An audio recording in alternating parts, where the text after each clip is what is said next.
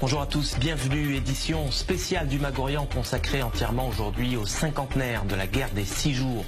Une guerre éclair que les Arabes ont baptisé Naksa, le revers en arabe, un euphémisme qui cache mal un traumatisme encore vivace dans le monde arabe. Déclin du panarabisme, montée en puissance de l'islam politique et de la question palestinienne. C'est un 7e jour qui n'en finit plus. On va analyser dans cette émission les conséquences de cette guerre sur le monde arabe.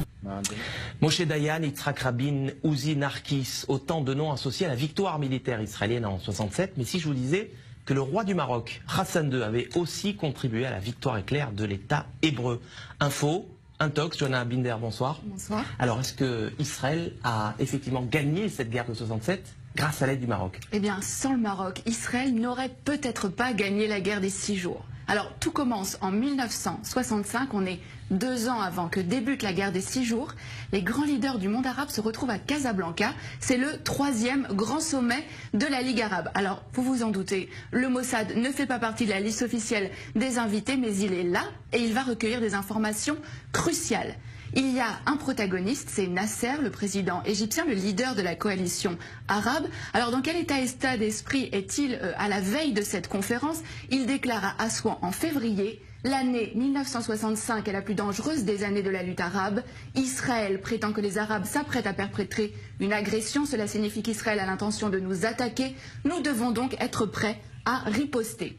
En septembre, donc quelques mois après, a lieu ce sommet de la plus haute importance. À l'ordre du jour, l'état des forces armées des pays de la Ligue arabe, avec cette question: sont-ils prêts à faire la guerre contre Israël? L'autre homme clé de cette histoire, c'est Hassan II, le roi du Maroc.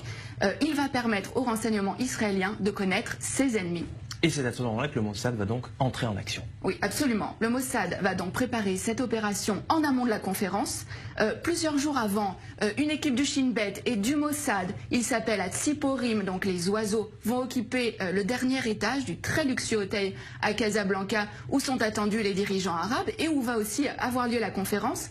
Mais la veille de ce sommet, Hassan II est pris de panique et il somme les agents israéliens de quitter l'hôtel. Mais au terme de cette conférence, il va livrer aux agents israéliens l'enregistrement complet de cette conférence. Hassan II a tout enregistré en secret.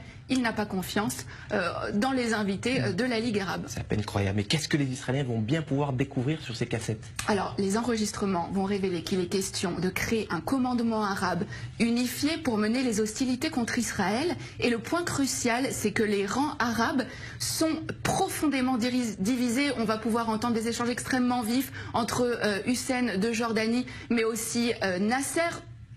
Et alors, ce qui est vraiment important, c'est que les nations arabes vont vraiment révéler leurs faiblesses. Elles ne sont absolument pas préparées pour une guerre contre Israël.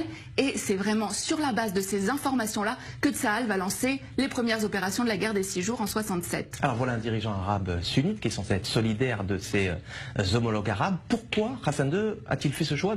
Qu'est-ce qui l'a motivé? Alors, ce qu'il faut savoir, c'est qu'avant déjà ce sommet, le Maroc et Israël entretenaient déjà des relations stratégiques. Hassan II avait accepté que des juifs marocains émigrent vers Israël, en échange de quoi Israël fournissait une aide logistique au Maroc, notamment en formant ses militaires.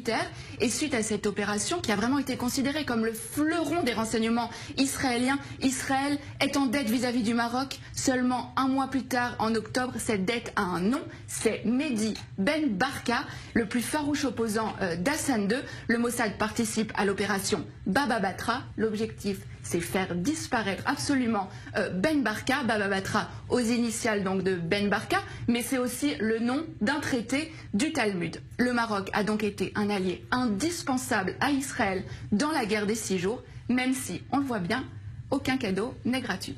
La petite histoire de la grande histoire. Merci Johanna Binder pour ces détails croustillants, dignes des plus grands films d'espionnage. Merci d'être passé nous voir sur le plateau du Mag-Orient.